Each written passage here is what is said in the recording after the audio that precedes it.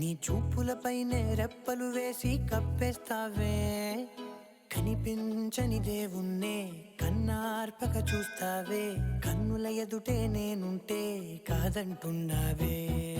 చూపే బంగారం ఆయనే, శ్రీవల్లి మాటే మాణిక్యమాయనే.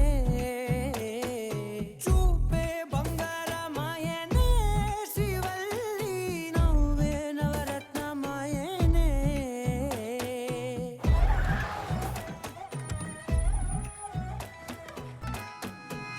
అన్నిటికీ ఎప్పుడు ముందుండే నేను, నీ వెనకే ఎప్పుడు పడుతూ ఉన్నాను.